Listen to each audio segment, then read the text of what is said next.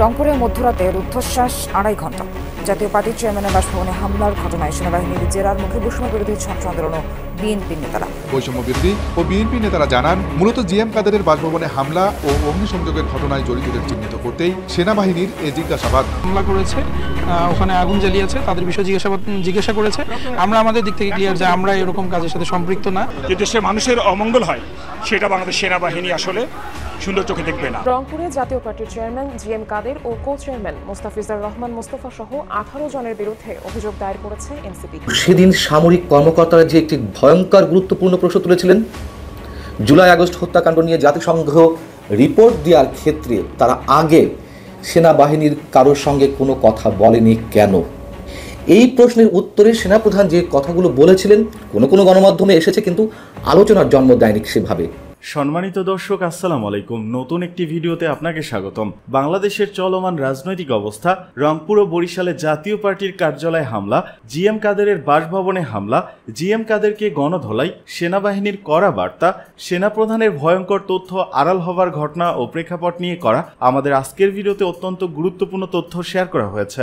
দয়া করে ভিডিওটি শুরু থেকে শেষ পর্যন্ত ধৈর্য সহকারে দেখে একটি লাইক দিয়ে সবাইকে বেশি বেশি করে শেয়ার করে দিবেন। সেই সাথে আমাদের ভিডিওটি আপনি বাংলাদেশের কোন জেলায় বসে দেখছেন বা শুনছেন সেটি অবশ্যই কমেন্ট বক্সে কমেন্ট করে জানিয়ে দিতে ভুলবেন না। চলুন আর কথা না বাড়িয়ে ভিডিওটিতে একটি লাইক দিয়ে ধারাবাহিকভাবে আজকের বিস্তারিত খবরগুলো দেখে আসি। রংপুরে মধ্যরাতে রুদ্ধশ্বাস ২.৫ ঘণ্টা। জাতীয় পার্টির চেয়ারম্যানের বাসভবনে হামলার ঘটনায় সেনাবাহিনীর জেরার মুখে বৈষম্য বিরোধী ছাত্র আন্দোলন ও বিএনপির নেতারা। বৃষ্টির মধ্যে গভীর রাতে সেখানে হঠাৎ এনসিপি নেতা সার্জিস আলমের উপস্থিতি দেয় বাড়তি মাত্রা। শনিবার রাতে রংপুর মহানগরীর কোতোয়ালি থানায় যান বৈষম্য বিরোধী ছাত্র আন্দোলন ও এনসিপির নেতাকর্মীরা। বৃহস্পতিবার মিছিলে হামলার অভিযোগে জাতীয় পার্টির চেয়ারম্যান সহ 18 জনের নামে এজাহার দেন তারা। ফেরার পথে পায়রা চত্বরে সেনাবাহিনীর জেরার মুখে পড়েন নেতারা। স্টুডেন্টরা কখনোই সহিংসতার পক্ষে না, এবং আমরা এতদিন থেকে রংপুরে থেকে এসেছি, রংপুর শান্তিপূর্ণ শহর, আমরা কখনোই এরকম কোনো কাজের সাথে সম্পৃক্ত না। তৃতীয় কারা ঢুকেছে, কিভাবে ঢুকেছে, এটাও আমাদের অজানা। এটা স্পষ্ট, তাদেরকে তো চেনা দেওয়া আমাদের পক্ষে সম্ভব না। তো সেই প্রশ্নটি আমাদের কাছে রাখা হয়েছে, খুব সুন্দরভাবে হেল্প চেয়েছে, আমরা তাদের সাথে সে ব্যাপারে কথা বলছি। একই সময়ে সেখানে ডাকা হয় মহানগর ও জেলা বিএনপির শীর্ষ নেতাদের। জেরার মুখে পড়েন তারাও। যে কোনো একটি অনাকাঙ্ক্ষিত ঘটনা বা কিছুদিন আগে ঘটেছে, তো এর সাথে আসলে বাংলাদেশ জাতীয়তাবাদী দলের কোনো সংশ্লিষ্টতা নাই। জিজ্ঞাসা করলেন যে পরশুদিনের ঘটনার সাথে কারা কারা সম্পৃক্ত আছে কিনা, আপনি জানেন কিনা? আমি বললাম না, এই প্রসঙ্গে আমাদের জানা নাই। তো ওনার ভিডিও দেখালেন। রাত 1:45 এ বিষয়ে ফেসবুকে স্ট্যাটাস দেন এনসিপির উত্তরাঞ্চলের মুখ্য সংগঠক সার্জিস আলম। আধা ঘন্টা পর ঘটনাস্থল পায়রা চত্বরে হঠাৎ হাজির হন তিনি। এই বিষয়ে তদন্তের জন্য বৈষম্য বিরোধী ছাত্র আন্দোলনের কাউকে হোক, বিএনপির, জামায়াতের, এনসিপির যে কাউকে হোক, তাদেরকে জিজ্ঞাসাবাদ করা যেতে পারে, অবশ্যই প্রয়োজন। কিন্তু আমরা মনে করি রাত 1টা-2টা এটা আসলে ওইভাবে ভালো, মানে ওই সময়টাই দৃষ্টিকটু দেখায়। দেশের মানুষের বিরুদ্ধে যেটা যাবে সেটা দলমত নির্বিশেষে আমরা যে খারাপ কাজ করবে তার বিরুদ্ধে আমাদের অবস্থান খুব কঠোর। এর আগে বৃহস্পতিবার জিএম কাদেরের বাড়িতে হামলার ঘটনা ঘটে। এতে বৈষম্য বিরোধী ছাত্র আন্দোলনের 7 নেতা সহ 22 জনের নামে একটি এজাহার দায়ের করেছে জাতীয় পার্টি। শনিবার রাত 12:30 রংপুর নগরীর পায়রা চত্বর এলাকায় হঠাৎ মহানগর বৈষম্য বিরোধী ছাত্র আন্দোলনের আহ্বায়ক ইমতিয়াজ আহমেদ ইমতি ও জেলার আহ্বায়ক ইমরান আহমেদকে আটক করে জিজ্ঞাসাবাদ শুরু করে সেনাবাহিনী। এরপরই তলব করা হয় মহানগর বিএনপির আহ্বায়ক শামসুজ্জামান শামু, সদস্য সচিব মাহফুজুর নবী ডন ও জেলার আহ্বায়ক আনিসুর রহমান লাকুকে। বৈষম্য বিরোধী ও বিএনপি নেতারা জানান, মূলত জিএম কাদেরের বাসভবনে হামলা ও অগ্নিসংযোগের ঘটনায় জড়িতদের চিহ্নিত করতেই সেনাবাহিনীর এ জিজ্ঞাসাবাদ। হামলা করেছে, ওখানে আগুন জ্বালিয়েছে, তাদের বিষয়ে জিজ্ঞাসা করেছে। আমরা আমাদের দিক থেকে ক্লিয়ার যে আমরা এরকম কাজের সাথে সম্পৃক্ত না। ভিডিও দেখালেন, তখন আমাদের দলের একজন পরিচিত বের হলো, আর একজনের নাম বলছেন। আমাদের সংগঠনের কেউ যদি এই রকম ঘটনার সাথে জড়িত থাকে, আমরা অবশ্যই সাংগঠনিকভাবে তার বিরুদ্ধে ব্যবস্থা নেব। এই ঘটনায় রাত 1:30টার দিকে ঘটনাস্থলে পৌঁছান এনসিপির উত্তরাঞ্চলের মুখ্য সংগঠক সার্জিস আলম। পরে সেনাবাহিনীর সঙ্গে আলোচনা শেষে তিনি বলেন, পতিত আওয়ামী লীগকে পুনর্বাসন করতে চেষ্টা করছে জাতীয় পার্টি, তাই কোনো ইস্যু তৈরি করতে তারাই জিএম কাদেরের বাসভবনে হামলা করেছে কিনা তদন্ত করে দেখতে হবে। অন্য দলের নেতাকর্মীরা যখন তাদের জায়গা থেকে এখানে বিক্ষোভ মিছিল করে, সেই বিক্ষোভ মিছিলে কারা প্রথম সশস্ত্র হামলা চালিয়েছে যদি তদন্ত বা অনুসন্ধান করতে হয় প্রথমে সেটা করতে হবে, মামলা হলে প্রথম তাদের বিরুদ্ধে হবে, গ্রেপ্তার করলে প্রথম তাদেরকে গ্রেপ্তার করবে। এই বিষয়ে তদন্তের জন্য বৈষম্যবিরোধী ছাত্র আন্দোলনের কাউকে হোক, বিএনপির, জামায়াতের, এনসিপির যে কাউকে হোক তাদেরকে জিজ্ঞাসাবাদ করা যেতে পারে। পরে জিজ্ঞাসাবাদ শেষে ছেড়ে দেওয়া হয় বৈষম্য বিরোধী ছাত্র আন্দোলনের 2 নেতাকে। ছবি দেখেছেন, তারা আইডেন্টিফাই করতে পেরেছেন যে কেউ কেউ আছে তাদের দলে, যাদের হাতে লাঠি এবং অন্যান্য যেসব জিনিসগুলো ছিল সেগুলোর কথা ছিল, তারা অভিজ্ঞত বোধ করেছেন এবং কথা দিয়েছেন আগামীকালকে তাদেরকে হাজির করবে। গত 29 মে জাতীয় পার্টির চেয়ারম্যান জিএম কাদেরের রংপুরের বাসভবনে হামলা ও অগ্নিসংযোগ করা হয়। এ ঘটনায় জাতীয় পার্টি ও এনসিপির পক্ষ থেকে পাল্টাপাল্টি অভিযোগ দায়ের করা হয়েছে। গত কিছুদিন আগে আপনারা দেখেছেন একটু অস্থিরতা হয়েছিল। গত 9 মাস আল্লাহর রহমতে রংপুর যথেষ্ট স্থিতিশীল ছিল, সেটা আপনারা বলেছেন। এবার সাম্প্রতিককালে হঠাৎ একটা ঘটনা একটু মনে হয়েছে যে কেউ কেউ হয়তো একটু উত্তপ্ত করার চেষ্টা করছিল। তা আমাদের অবস্থানটাই সবাইকে জানিয়ে দেয়া যে কেউ যদি তার ব্যক্তিগত চরিতার্থ বাস্তবায়ন করতে চায় বা সেটা যে দেশের মানুষের অমঙ্গল হয়, সেটা বাংলাদেশ সেনাবাহিনী আসলে সুন্দর চোখে দেখবে না।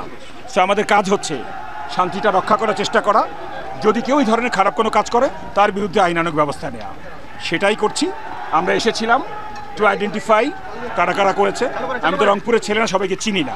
সো আমার হেল্প প্রয়োজন ছিল। আমাকে দুটো দলেরই যারা কর্ণধার তারা কথা দিয়েছে, তারা আইডেন্টিফাই করেছে ভিডিও ক্লিপ দেখে এবং ফুটেজ দেখে যে হ্যাঁ এরা তাদের দলের, তারা যা বহন করছিল এটা বহন করার কথা না। তারা আইডেন্টিফাই করেছে, তারা আগামীকালকে আমাদের কাছে নিয়ে আসবে। They will tell sorry. তারা আমাদেরকে কথা দিবে যে এই রংপুরে নির্বাচনের আগ পর্যন্ত তারা এমন কোনো কর্মকাণ্ড করবে না যেটা মানুষের অথবা শান্তির বিরুদ্ধে যায়। আমরা শুধু আমাদের অবস্থান জানিয়ে দিয়েছি, তারা বুঝতে পেরেছেন। আশা করি সবাই মিলে আমরা সুন্দর একটা দিকে যেতে পারবো। ধন্যবাদ। আপনি বলেছেন গুজব রটেছে, সো গুজবকে গুজব হিসেবেই ধরেন এবং ধ্বংস করে দেন। আপনারা তো দেখলেন এমন কিছুই হয়নি। কি হয়েছিল তাহলে? সো প্রথমে কনভিন্সড যেটা হয়নি, গুড। যেটা হয়েছিল, যেহেতু সাম্প্রতিক একটা ঘটনায় আমাদের একটু শান্তি বিশৃঙ্খলা নষ্ট হওয়ার একটা সূত্রপাত হয়েছিল। সো আমরা কারা দোষী, কারা এই কাজগুলো করছে তাদেরকে চিহ্নিত করার চেষ্টা করেছিলাম। একা তো সম্ভব না। সো যাদের সাহায্য নিলে আমরা পারবো তাদেরকে অ্যাকচুয়ালি ভিডিও ফুটেজ ছবি দেখিয়ে আইডেন্টিফাই করার চেষ্টা করছিলাম। তারা আইডেন্টিফাই করেছে এবং কয়েকজন তাদের দলের এটা তারা চিহ্নিত করেছেন, এটার জন্য দুঃখ প্রকাশ করেছেন এবং আগামীকালকে তারা আমাদের কাছে তাদেরকে নিয়ে আসবেন। মেবি হয়তো দুঃখ প্রকাশ করবেন এবং ভবিষ্যতে হয়তো তারা আরও সতর্ক থাকবেন যাতে রংপুর এলাকায় শান্তি নষ্ট হয় এমন কোনো কাজ তারা করবেন না। এবং আমরা সেই জন্যই নিয়ে যেত। ইনশাল্লাহ রংপুরে আমরা সবাই মিলে আল্লাহ হয়তো ভালো থাকবো। এই মেসেজটা কি শুধু এদের জন্য নাকি সবার জন্য? যেই খারাপ তার জন্য। We are here to guard against any bad deeds. সে যে কেউ হতে পারে। আমার কাছে কিন্তু দল, জাতি, ধর্মগোষ্ঠী নোবডি ইজ ইম্পর্টেন্ট ওইভাবে। আমার কাছে যে খারাপ তার জন্য আমি, এটাই বার্তা। ধন্যবাদ আপনাকে। আচ্ছা, এত রাতে আমি এনটিভিতে কাজ করি, এত রাতে না আমি বলি আমি এটা নিলাম না। এখন মধ্যরাত, রাত 2টা পার হয়ে গেছে। এটা 5টাও হতে পারে যদি চলমান থাকে। এই প্রক্রিয়াটা এভাবে কেন করলেন? একেবারে কোশ্চেন করবেন না। আমাদের জব হচ্ছে 24/7। এটা কোনো রাত দিন নেই। আপনি কেন বলছেন এত রাতে বৃষ্টি হলো কেন? তো বলছেন না। না, do not ask this question. আমি বলি দেশের শান্তি রক্ষার্থে I will not take any question. Thank you very much. এটা কিন্তু কথা ছিল না। গত 21 মে আমাদের সেনাপ্রধান জেনারেল ওয়াকারুজ্জামান অফিসার্স অ্যাড্রেসে যে বক্তব্যগুলো দিয়েছিলেন, যে কথাগুলো বলেছিলেন, তার মধ্যে 2-3টি বিষয় বেশ আলোচনা জন্ম দিয়েছে, কিন্তু একটি বিষয় আমাদের আলোচনার বাইরে চলে গেছে। কিন্তু আমি মনে করি সেই বিষয়টি খুবই খুবই গুরুত্বপূর্ণ। তার বক্তব্যের যে বিষয়গুলো আগামী ডিসেম্বরের মধ্যে নির্বাচন কিংবা করিডোর ইস্যু অথবা মবক্রেসি নিয়ে যে কথাগুলো বলেছিলেন, সেগুলো নিয়ে বেশ হইচই চলছিল গত কয়েকদিন ধরে, এখনও চলছে। কিন্তু সেদিন সামরিক কর্মকর্তারা যে একটি ভয়ঙ্কর গুরুত্বপূর্ণ প্রশ্ন তুলেছিলেন, জুলাই আগস্ট হত্যাকাণ্ড নিয়ে জাতিসংঘ রিপোর্ট দেওয়ার ক্ষেত্রে তারা আগে সেনাবাহিনীর কারোর সঙ্গে কোনো কথা বলেনি কেন? এই প্রশ্নের উত্তরে সেনাপ্রধান যে কথাগুলো বলেছিলেন কোনো কোনো গণমাধ্যমে এসেছে, কিন্তু আলোচনার জন্ম দেয়নি সেভাবে। তিনি কি বলেছিলেন এবং কতটা গুরুত্বপূর্ণ সেটি আমাদের একটু দেখা দরকার। তিনি সামরিক কর্মকর্তাদের অভিযোগের বিষয়ে যে কথাগুলো বলেছিলেন তা ছিল এরকম: জাতিসংঘের মাধ্যমে জুলাই আগস্ট বিষয়ে যে প্রতিবেদন তৈরি করা হয়েছে তাতে সেনাবাহিনীর কোনো বক্তব্য নেওয়া হয়নি। এ বিষয়ে জাতিসংঘের সঙ্গে যোগাযোগ করা হলে তিনি জানতে পারেন জাতিসংঘ সেনাবাহিনীর সঙ্গে যোগাযোগ করতে চাইলেও বর্তমান সরকার জাতিসংঘকে সে সুযোগ দেয়নি। কত মারাত্মক একটি অভিযোগ সেনাপ্রধানের মুখ থেকে বেরিয়ে এসেছে। তিনি বলছিলেন যে সংস্কার সহ বিভিন্ন জাতীয় গুরুত্বপূর্ণ বিষয়ে সরকার কী সিদ্ধান্ত নিচ্ছে বা কীভাবে নিচ্ছে সে বিষয়ে দেশবাসীর পাশাপাশি তিনি এবং সেনাবাহিনী অবগত নন এবং এ বিষয়ে তিনি হতাশা ব্যক্ত করেছেন। এটি নিয়ে আলোচনা হয়েছে। কিন্তু জুলাই আগস্ট হত্যাকাণ্ড নিয়ে সেনা প্রধানের ছোট্ট এই বক্তব্যে নিঃসন্দেহে অনেক গুরুত্বপূর্ণ বিষয় জড়িয়ে রয়েছে। জাতিসংঘের এই রিপোর্টটা যে পুরোপুরি বায়াসড একটি রিপোর্ট সে বিষয়ে আমি নিজে একাধিকবার কথা বলেছি এবং সেনাপ্রধান এই বিষয়টি উত্থাপনের সঙ্গে সঙ্গে যে বিষয়গুলো প্রশ্নবিদ্ধ হলো, কেন সরকার সেনাবাহিনীর সঙ্গে জাতিসংঘের ফ্যাক্ট ফাইন্ডিং কমিটির সদস্যদের কথা বলতে দেয়নি, কী ছিল সরকারের উদ্দেশ্য? আবার দুদিক থেকেই যদি আমরা ধরি যে সেনাপ্রধান বা সেনাবাহিনীর কর্মকর্তাদের বক্তব্য নেওয়া, তাদের ইন্টারভিউ করা, যে কোনো দিক থেকেই এটি অনেক বেশি গুরুত্বপূর্ণ ছিল। একটা হচ্ছে নিশ্চয়ই 5 আগস্টে যে অভ্যুত্থানটি কথিত সফল হলো, সেই সফলতার অন্যতম কৃতিত্ব তো সেনাবাহিনীকে দিতে হবে। অথবা যদি বলি যারা সেনাবাহিনীকে অভিযুক্ত করেছেন এর আগে 5 আগস্টের আগে বৈষম্য বিরোধী আন্দোলনে গুলি চালানোর জন্য, সেদিক থেকেও তো তাদের ইন্টারভিউ করার কথা কোনো কোনো সদস্যের, কেন করা হলো না? এবং আমরা তো জানি এটি ঢাকা বিশ্ববিদ্যালয়ের শাখা শিবিরের সাবেক সভাপতি সাদিক কায়েম, তিনি ফ্যাক্ট ফাইন্ডিংস কমিটিকে শুরু থেকে শেষ পর্যন্ত সহযোগিতা ছিলেন। এটি সাদিক কায়েম নিজে তার ফেসবুকে বলেছেন। সেই কমিটির রিপোর্ট কতটা বায়াসড হতে পারে, কতটা আনবায়াসড হতে পারে সে সম্পর্কে আমাদের নিশ্চয়ই ধারণা থাকতে পারে। এবং জাতিসংঘ, আমি যেটুকু জানি, জাতিসংঘ চেয়েছিল 30শে সেপ্টেম্বর পর্যন্ত সব ধরনের হত্যাকাণ্ড কিংবা অবিচার, অপরাধমূলক যেসব কর্মকাণ্ড, পুলিশের উপর আক্রমণ, মানুষের বাড়িঘরে লুটতরাজ সহ সব কিছুর তদন্ত করতে চেয়েছিল, কিন্তু সরকার সেটিও দেয়নি। সরকার বাধা দিয়েছিল এবং সরকারের বক্তব্য ছিল 5 আগস্ট পর্যন্ত তদন্ত করা যেতে পারে। 5 আগস্ট পর্যন্ত সব কিছুর খোঁজ খবর নিয়ে তারা রিপোর্ট দিতে পারে জাতিসংঘ। পরে এক ধরনের বার্গেনিংয়ের মাধ্যমে জাতিসংঘ 15 আগস্ট পর্যন্ত তদন্ত করবে, এটি সরকারের কাছ থেকে আদায় করে নিতে তারা সফল হলো 15 আগস্ট পর্যন্ত। এবং এই রিপোর্টের একটি অংশ নিয়েও আমি অনেকবার কথা বলেছি। 15 আগস্ট পর্যন্ত যদি 1400 মানুষের হত্যাকাণ্ডের কথা বলে জাতিসংঘ, সেক্ষেত্রে 5 আগস্ট পর্যন্ত আন্দোলনে বা অভ্যুত্থানে নিহতের সংখ্যা সরকার কতটা বলেছে? 834 জনের নামে গেজেট প্রকাশ করেছে সরকার। তাহলে 1400 থেকে 834 বাদ দিলে যে বাকি 576 জন থাকে, তাহলে 5 আগস্টের পরে 15 আগস্ট পর্যন্ত এই 576 জন নিহত হয়েছে, হত্যাকাণ্ডের শিকার হয়েছেন। তারপরের কথা তো আরও রয়েছে 15 আগস্টের পরে। তাদের বিচারের কি হবে যারা এই হত্যাকাণ্ডের সঙ্গে জড়িত? সেনাপ্রধান পক্ষান্তরে এই কথাগুলোই কিন্তু মেন করতে চেয়েছেন, অথবা তার বক্তব্যের মধ্য দিয়ে এই বিষয়গুলো বেরিয়ে আসে।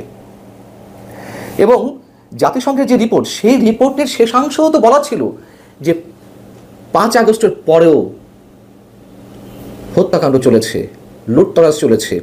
পুলিশের তথ্য অনুযায়ী দেশের 639 থানার মধ্যে 450টিতে ভাঙচুর করা হয়েছে, হামলা করা হয়েছে, অনেক সাংবাদিক আক্রমণের শিকার হয়েছেন, জাতিসংঘের রিপোর্টে এসেছে। আওয়ামী লীগের কাছ থেকে একটি তথ্য পেয়েছিল, সেখানে শতাধিক মানুষ, মানে আওয়ামী লীগ নেতাকর্মীকে হত্যা করার অভিযোগ তাদের ছিল। এই বিষয়গুলো সরকার কখনো উল্লেখ করে না, করবেও না, এগুলো খুবই স্বাভাবিক, আমরা জানি। কিন্তু সরকার যে বিষয়গুলো হাইড করে যাচ্ছে, সেনাপ্রধান তার যে বক্তব্য, তার মধ্য দিয়ে আমরা অনেক কিছু ধরে নিতে পারি। একই সঙ্গে জাতিসংঘের যেই বক্তব্যটি ছিল, জাতিসংঘের মানবাধিকার বিষয়ক হাই কমিশনের যিনি চেয়ারম্যান ভলকার তুর্ক, তিনি বিবিসির পডকাস্টের ইন্টারভিউ বলেছিলেন যে 5 আগস্টের আগে তারা সেনাবাহিনীকে বলেছিল গুলি না চালাতে। যদিও আন্তঃবাহিনী জনসংযোগ পরিদপ্তর থেকে, আইএসপিআর থেকে যে বক্তব্য দেওয়া হয়েছে সেটাও আমরা জানি, তারা এটিকে অস্বীকার করেছে। এখন জাতিসংঘের রিপোর্টের কথা যেভাবে সেনাপ্রধানের মুখ থেকে বের হলো, তাতে কয়েকটি বিষয় খুব স্পষ্ট হয়ে যায় আমাদের সামনে, যা তিনি সরাসরি বলেননি, তবে যেগুলো আমরা ধরে নিতে পারি। এক, সেনাপ্রধান করিডোরে এসে বলেছেন স্বাধীনতা সার্বভৌমত্বের ক্ষেত্রে কোনো ধরনের আপোষ নয়, এবং সেনাবাহিনীর থেকে দুদিন আগে সংবাদ সম্মেলন করেও কথা বলা হয়েছে। আমরা ধরে নিতে পারি একটি অংশ হর্ষা মনে করে যে যাই হোক না কেন সেনাবাহিনীর সদস্যরা যে জাতিসংঘের শান্তি রক্ষা মিশনে যায় সেখানে তাদের একটা স্বার্থের একটা বড় বিষয় থাকে, তাদেরকে নেওয়া বন্ধ করে দেবে জাতিসংঘে। আমরা জানি জাতিসংঘে যেভাবে ডিপ স্টেটের খেলা খেলছে যুক্তরাষ্ট্রের হয়ে, সেক্ষেত্রে সেনাবাহিনী রুখে দাঁড়ালে জাতিসংঘে মানে শান্তিরক্ষা মিশনের সেনাবাহিনীর সদস্যদের নেওয়া বন্ধ করে দেবে। এই বিষয়টিতে আর ভীত নন সেনা সদস্যরা। সেনাপ্রধানের যে সরাসরি বক্তব্য, সেই বক্তব্যের মধ্য দিয়েই এটি বেরিয়ে আসে। এবং এই রিপোর্ট যে সেনাবাহিনীর কাছে কোনোভাবে গ্রহণযোগ্য নয়, সরকার যেখানে নিষেধ করেছে, বাধা দিয়েছে জাতিসংঘকে সেনাবাহিনীর বক্তব্য নিতে, এবং সেটি নেওয়া হয়নি। যেহেতু নেওয়া হয়নি সেহেতু যথেষ্ট বিতর্কিত এই রিপোর্টটি। এই রিপোর্ট সেনাবাহিনীর কাছে গ্রহণযোগ্য নয়, অথচ সেই রিপোর্টকে কথায় কথায় ডক্টর ইউনূস সরকার রেফারেন্স হিসেবে ব্যবহার করে। কি জন্য ব্যবহার করে? আওয়ামী লীগের বিচার, আমরা তো সবার হত্যার বিচার চাই, প্রত্যেকটা হত্যার বিচার চাই, কিন্তু যেভাবে খণ্ডিত করা হচ্ছে এই রিপোর্টকে এবং যেভাবে ব্যবহার করা হচ্ছে, এগুলো বেশি দিন টিকবে না। সেনাপ্রধানের এই বক্তব্যটি আমাদের আলোচনায় খুব একটা আসেনি, এবং আবার বলি নিঃসন্দেহে এটি ডিসেম্বরের মধ্যে যে নির্বাচনের দাবি তার, অথবা মবক্রেসের বিরুদ্ধে তার যে অবস্থান, স্বাধীনতা সার্বভৌমত্বের ক্ষেত্রে করিডরের বিষয়ে তার যে অবস্থান, সেই একই জায়গা থেকে জাতিসংঘের এই রিপোর্টের বিষয়ে সেনাবাহিনীর কি অবস্থান সেটিও স্পষ্ট হয়েছে। হাসিনাকে দিয়েই শুরু জুলাই গণহত্যার বিচার। 5 আগস্ট 2024 সালের জুলাই গণহত্যা মামলায় ভারতে পালিয়ে যাওয়া শেখ হাসিনাকে প্রধান অভিযুক্ত করে আন্তর্জাতিক অপরাধ ট্রাইব্যুনালে আনুষ্ঠানিক অভিযোগ দাখিল করেছে প্রসিকিউশন টিম। এর মধ্য দিয়ে জুলাই গণহত্যার বিচার শুরু হলো। রোববার এ অভিযোগ দাখিল করা হয়েছে। এই বিষয়ে শুনানি সরাসরি সম্প্রচার করা হয় বাংলাদেশ টেলিভিশনে। শেখ হাসিনা ছাড়াও এ মামলার অপর দুই আসামি হলেন তৎকালীন স্বরাষ্ট্রমন্ত্রী আসাদুজ্জামান খান কামাল এবং সাবেক পুলিশের মহাপরিদর্শক IGP Chowdhury Abdullah Al Mamun. July August জুড়ে সারা দেশে যে গণহত্যা হয় তাতে শেখ হাসিনাকে প্রধান নির্দেশদাতার দায়ে গেল 12 মে ট্রাইব্যুনালে অভিযোগ দাখিল করে তদন্ত সংস্থা। সাবেক স্বরাষ্ট্রমন্ত্রী আসাদুজ্জামান খান কামাল ও সাবেক পুলিশের মহাপরিদর্শক আইজিপি চৌধুরী আব্দুল্লাহ আল মামুনের বিরুদ্ধেও আনা হয় 5টি অভিযোগ। এর আগে আন্তর্জাতিক অপরাধ ট্রাইব্যুনালের চিফ প্রসিকিউটর মোহাম্মদ তাজুল ইসলাম বলেছেন, আমরা বিচার প্রক্রিয়া এগিয়ে নেওয়ার বিষয়ে দৃঢ় প্রতিজ্ঞ। ডিসেম্বরের মধ্যে জুলাই আগস্টের হত্যাযজ্ঞের বিচার দৃশ্যমান হবে। এই সময় উল্লেখযোগ্য অগ্রগতি দেখা যাবে। বিচার এমনভাবে করা হবে কেউ যেন মান নিয়ে প্রশ্ন তুলতে না পারে। শেখ হাসিনাকে গুম ও আয়নাঘরের নিউক্লিয়াস বলে উল্লেখ করে তিনি আরো বলেন, বিচারের কাজ পুরোদমে এগোচ্ছে, তবে তদন্ত শেষ করতে যুক্তিসঙ্গত সময় লাগবে। বিচারের আন্তর্জাতিক মানদণ্ড রক্ষা করা, মানবাধিকার রক্ষা করা, বিচারের নামে অবিচার যাতে না হয়, যেগুলো অতীতে হয়েছে সেগুলো যেন না হয় সে বিষয়ে তারা সতর্ক রয়েছেন বলে দাবি করে অ্যাডভোকেট তাজুল ইসলাম বলেন, বিচার প্রক্রিয়ায় বাধা অনেকটা দূর হয়েছে।